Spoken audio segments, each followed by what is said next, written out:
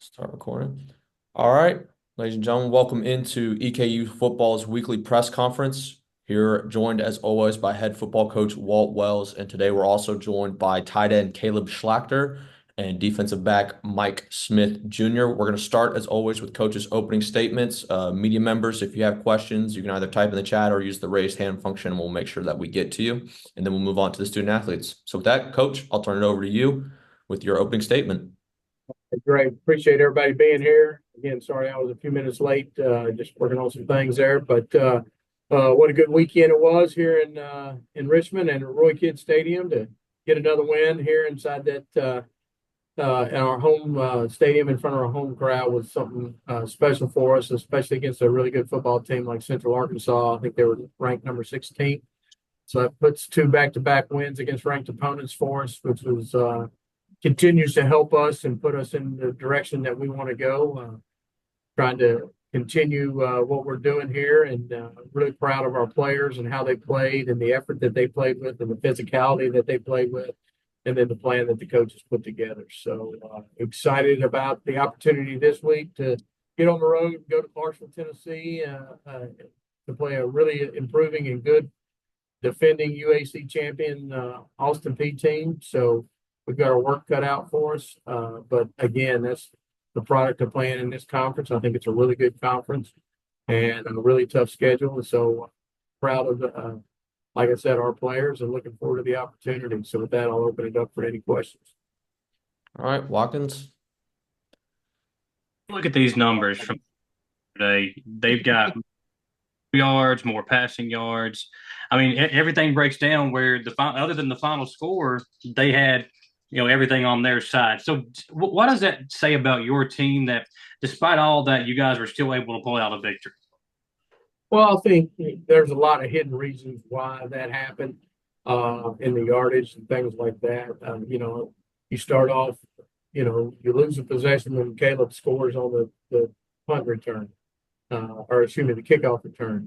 You basically are set up with another short 10-yard drive, for a touchdown with Jalen Montgomery's punt return. So, I think you see hidden yardage there that doesn't go into your offense. It doesn't go into the situation. And then at the end, we knew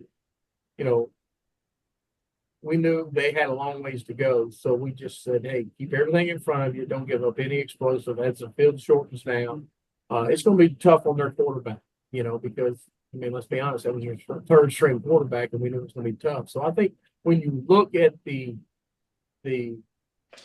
stats, what are you looking at really? And so stats can be deceiving sometimes, both good and bad.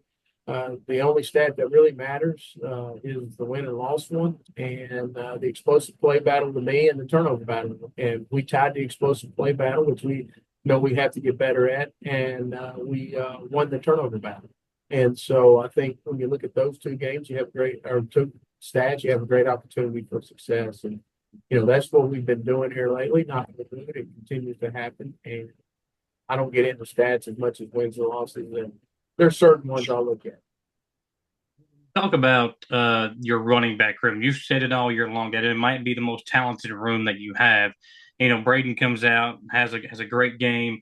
Kind of allowed you to kind of rest Josh a bit at times throughout the game, and then he'll have the big one there at the end of or late in the fourth quarter. So talk about that and what that allows you to do, especially now in a part of the season where everybody's kind of banged up. Well, I think you got Jalen Montgomery and Telly McAllister, and Brady Hensley's playing on every special team. And so that's that room. And, you've got those first two guys that are running the ball and doing a great job of it. Josh did a great job and have done a great job. And he finds different ways to do things. And then Braden is different. Latham is a different type back than Josh. So when it ends up happening, it gives us a little 1-2 punch there. And then the fact that Matt is starting to pull the ball a little bit and run the ball some has really helped, broaden the scope for the defense and helped us out in our run game. So I do. I think our running back room is probably our most deepest, best room. Knock on wood, most healthiest, and so I appreciate what they do in there and how unselfish they are about playing. When you look at the way your defense played, obviously the different people stepping up every single week. That's kind of been a theme for you. It was that way again this week, but we've got Mike Smith on the call, and he seems to be the guy that's always making plays. He had the big interception against week before, and that win coming up big again in this game. But just talk about him and the way your defense continues to have different guys step up. Well, I think that is a credit to him, the players, and we've had a lot of injuries on defense too. I mean, you're talking here two, with was at the beginning of the year, your two starting middle linebackers. We had a safety go down. We've had a corner go down. We've had different people in and out of the lineup. I think it all starts with the players and the depth we had and the ability to make plays. I mean, Mike's one of the best, if not the best safety in FCS football. And, he's going to be a draft pick. He's going to be all these great things. And he's putting all that together in his final year on the field for us. And he's seeing the fruits of his labor coming true to him. And I think that's important because here's the thing. Every year Mike Smith Jr. has gotten better and better and better. And every year his leadership's gotten better and better and better. And I think if you ask Mike now, he really cares about our football team just as much as he cares about his success. And I think that's what's important because when everybody sees the superstar doing all that stuff, doing what it takes to win ball games, then why can't I do that? Why won't I do that? And so I appreciate Mike and how he's handled it, and I'm glad that the fruits are finally coming to him. And because everybody wants to get their picks and everything, but he does so much more than just that, and that's what really has helped our defense, I think. And I think there's other people too. I mean, you talk about our D line and our linebackers and all that, but you asked about Mike, and that's my opinion. One for me, you want to be playing your best football in November, and clearly knocking off back-to-back ranked opponents seems like you guys are doing that. Do you feel like you finally hit that stride that you were searching for through the early part of the season, and do you feel like you're finally playing your best football right now? Well, as a coach, no, and I don't want our players to feel like I don't think there's, but you know the mistakes that are there. And the mistakes that can be exposed, and that the tape is being put out there so people can see it. So we've got to correct those mistakes. I don't really want to talk about that till the end of the year, and hopefully it's a long time from now. As one coach used to, say so eloquently, that's rat poison. I don't want to hear all that. We got to get better. We got to make improvements this week. We got to, we've got things that we have to work on because Austin Peay's seeing our mistakes. And we're going to try to expose those. And we have to make sure that we don't make the same mistake twice. And there's fundamental things that we have to get better. That we weren't as good as we needed to be on Saturday when it comes to offensively and defensively and special teams wise. Now, do I think we played a good game? Yes. And do I think our players are playing extremely hard? Yes. Do I think they can maybe raise it a notch? I do. And I think the human mind will let you do whatever you want to do, but you got to push yourself to do that. All right, Keith Farmer. Yeah, just what did you see in the change maybe from the last loss to the next 3 weeks? Was there a tweak made? Was there just, backs against the wall, let's get it going kind of thing? What did you see that was different? And then I've got one more question after that. Yeah, I think it was a combination of a couple things. We got some guys back, that hadn't been there. I think, we challenged them that we could play harder. And I really think that was the biggest difference. And I think, when you take that, when you say those words to people, people take offense to them. And they can either be like, screw you, it's not that way, that you don't understand, or they can really self-evaluate and say, hey, we probably can play a little harder. We probably can play a little tougher. Probably can play a little smarter. And I think they took that challenge. And I don't think I don't remember anybody being like, Coach, you're crazy. I don't think our coaches said that. I don't think our players said that because I challenged our coaches too. And, we've got really good people in our program, whether we win or lose. And I think they took the challenge and took the commitment to each other to be better. I think that's what the difference has been, and we have to continue to do. And then I should have looked at the schedule, but 3 wins in a row, and you mentioned the rat poison. How do you avoid, getting too full of yourself after wins over ranked teams, and you've got 2 more games, you're worried about the next one, but how do you avoid that rat poison? Well, I think the experience from the first 3 games tells you that. We went, all right, so we lost our first 2 games, FBS opponents, all that. Then we won 3 in a row pretty handedly. Go into open week, fly out to Southern Utah, shouldn't have any issues out there. We go out there and they absolutely just stomped the mud hole in us. And then we go back and we go to Abilene Christian and we turn over the game to them. And what I mean by that is they created the turnovers. They did a great job. They won the game. But we didn't play our best football, and so we lose to them, and so that's where I say, hey, listen, man, it's a 1 game mentality. Just keep going 1 game at a time, and don't let outside influences get in here and tell you, oh, you can do this now and you can do this now, because there are the same outside influences when we lost 2 in a row that were like, the season's over. They're the same people, and that's fine. That's their opinion, and I'm all for that. That's how sports is today. But just worry about the men in that team room when we have a team meeting, which is all our players and all our coaches and and our managers and trainers that are with us. And let's just stay focused on what we got to stay focused on and make sure that, quite frankly, we just keep working to improve, because I believe you can make improvements every week. And if you're really self-evaluating. And Coach, one from me, you talk about the commitment and resiliency of this team that you guys have shown, after, you heard those outside voices talk about, well, maybe the season's over after those 2 losses, and you come back and respond this way. What does that say about the character of the student athletes you have on this team, the coaches and the whole program, that you guys have responded this way and now set yourself up with the possibility of something bigger over these next 2 games? I just hope that, personally, first of all, like I said earlier, we've got really good character people in our program. There's no question in my mind that we do. We got guys that care about EKU. We got guys that care about football, and that's what you want. And, I hope what they've learned is that the outside noise is not the problem. Don't worry about that. That's not the solution. That's not where you need to go. You need to go and work and just continue to work and continue to prepare and continue to find ways to get better. Sometimes you got to tweak things. Sometimes you got to do little things.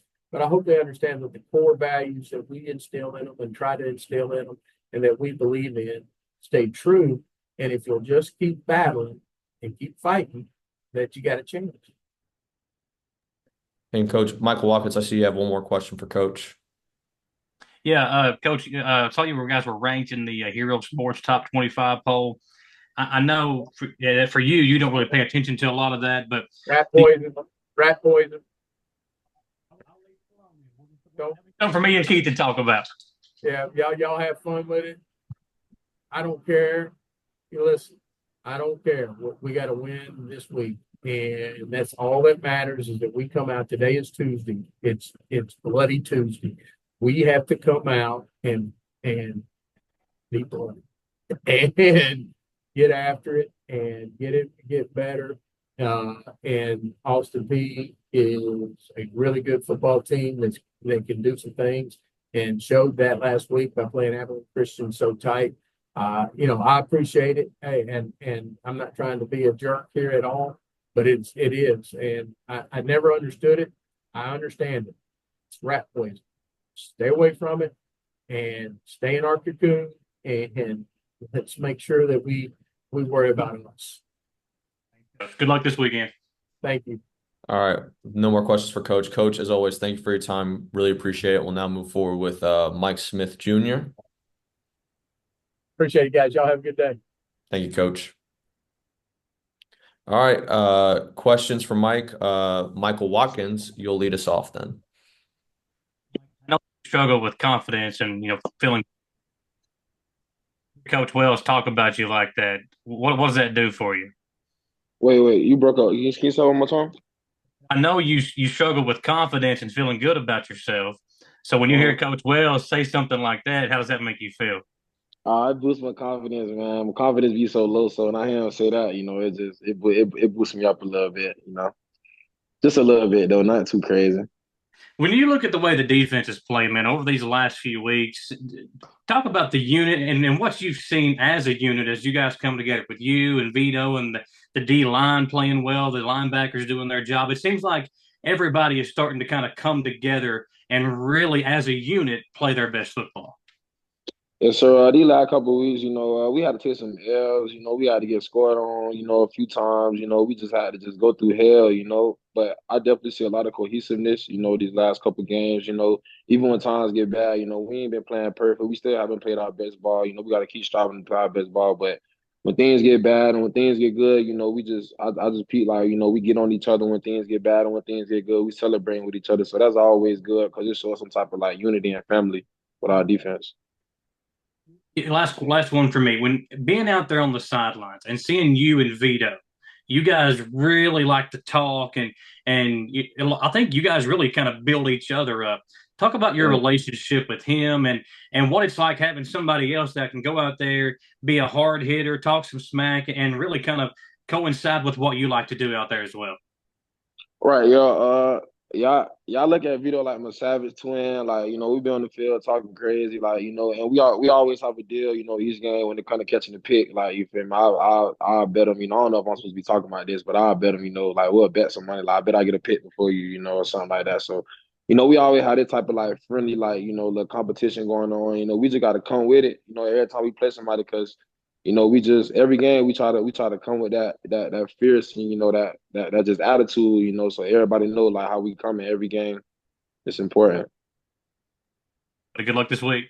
Yes, sir. Appreciate it. All right, Q Farmer, any questions? Hey, Mike. Yeah, I just am curious, Coach is talking about that rat poison and everything. Just what have it's easy for us on the outside, fans, media, and everything to like look at the bigger picture. How have you seen the team focused on play by play and not worrying about the outside throughout the season, ups and downs, like Coach was talking about, even in the losing times? Yeah, I feel like our team had that type of, mindset, especially these last couple weeks because we've been the underdog, so just because, we knocked off, whoever in the top 25 or whatever, I feel like we still got that level head and we still just coming with that type of attitude, that we still the underdog, it don't matter what we play because we know how it feel to be at the bottom. So, we on the way to the top. So, I feel like we haven't arrived yet. So everything just do be rat poison, you gotta just stay focused on what's the main goal, just to get the win and everything will take care of itself. So even with the 2 games left in the season, you still felt like, hey, backs are against the wall. We're still trying to do something special. Um, that's a good question. I wouldn't say we too like deep on like our back against the wall because we are coming off 2 top 25 wins. So um, I feel like that kind of gave us some confidence, and I feel like that's just going to carry over for these next 2 games, and this really should just carry over. Like we should approach the games, knowing like what we're capable of and then how we need to play. So because we know the type of results that we can have when we all playing together and doing what we supposed to do. All right, Mike, thank you so much for your time. Appreciate you, man. And we'll now transition to Caeleb Schlachter. Appreciate it. All right, Watkins, we'll start with your questions. After you scored that touchdown, everybody that came over to the sideline that was out there with you on special teams was saying, "I've never seen Caleb run that fast before." So Yeah, what was that like for you to just they be able to turn the Jets on and score that touchdown? yeah, that was definitely a great experience. It's definitely something that I knew I could do just because all through high school and my first 2 years of college, I was a receiver, so I always did have that speed. I was always running the low 4.5, so kind of just getting out and being able to burst like that was something I'm used to. So it felt pretty familiar, and also all through high school, I started on kick return, so we made that adjustment to put me out there once I saw that they were kicking the ball to that play side end, which is my position usually. Knew the ball was coming, just had to trust that the blockers were going to make the blocks. And then when it was just me with the kicker one-on-one on the sideline, I knew I had him in speed. It was just making sure I could just keep the legs going, keep going to the end zone, and just not get caught up. But no, it was definitely a great experience. And, you know, It's one thing just being able to break out like that, but I mean, it wouldn't have been possible. All those guys, if you see the film, everyone made their block there. Guys kicking out last second, one cut, and I was gone. It was a race to the sideline, but no, it was definitely knew I could do it. Coach obviously knew I could do it too. Put me back out there, and then we just made it happen. It was fun. Conversations with Coach Day like when he made that adjustment because he put you and somebody else in. I think it might have been Marcus Yeah. for that play specifically, and obviously it paid off. When you see something like that, when a coach is like, "Okay, I'm seeing this," then he puts you out there, and then that happens. Just talk about how that whole situation occurred and what it's like to see it all come together. And the coach pointed out, and it actually happened. Yeah, so originally that was my spot on kick return, but with our starter Hunter Brown going down at tight end, I got moved into the role of playing a starting tight end. So they kind of wanted to take me off all special teams just to give me a little more breather because I went from playing 5, 10 snaps a game to over 40 snaps. So just kind of give me some rest on things like that. Like kick return is it's one play, but I mean you're running down there and you're hitting someone at full speed, so it can definitely take out a lot of energy. But yeah, no, they kick it to that play side end twice, and Fair caught it both times. And Coach Day, he wanted to get something going, and we know that offense and defense are a big part of winning football games. But special teams, it's those one plays that just make a complete difference in the game. So when he saw that they were kicking the ball to him, and he had trust in me, we work it in practice almost every day, kicking to our play side ends because you never know who they're going to pooch kick it to and in what circumstance. So it's something I've done in practice many times, just catching the ball and running down the field. So it was just familiar. He knew I could do it, and then it came together and we got the 6 points out of that. So that was fun. All right, Keith Farmer. I mean, you've grown up in the social media era. Just how hard is it? How difficult is it as a player to not listen to that outside noise like Coach was talking about? Yeah.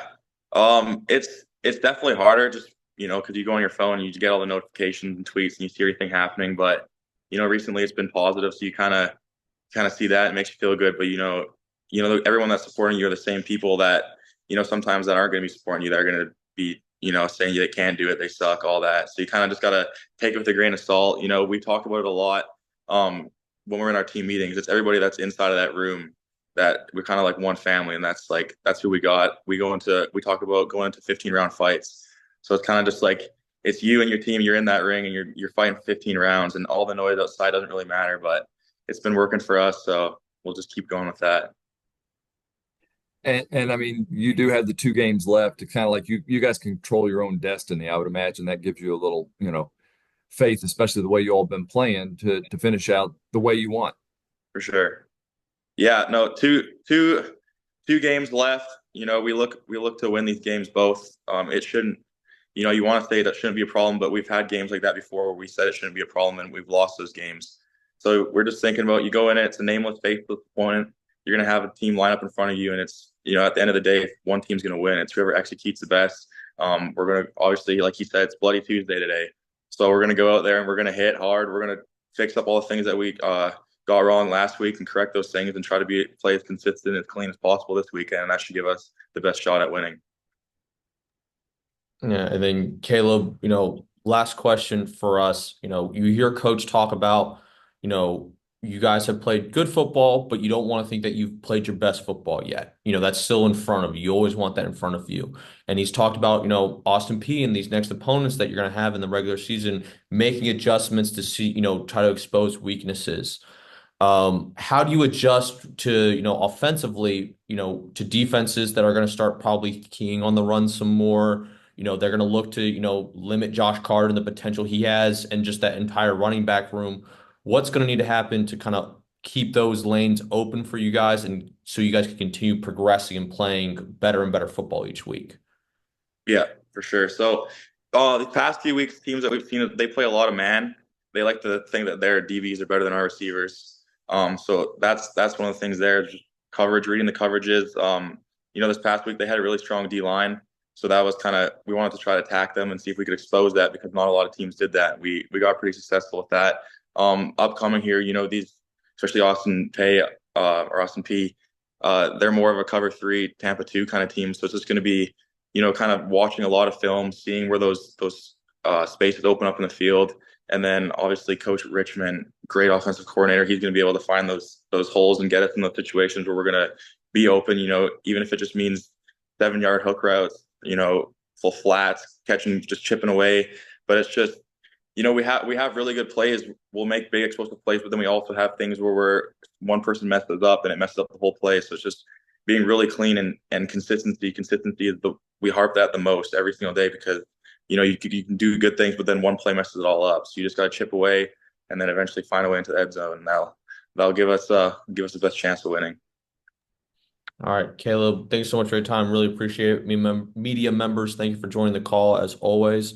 And we will see you all on Saturday. Thank you. Thank you.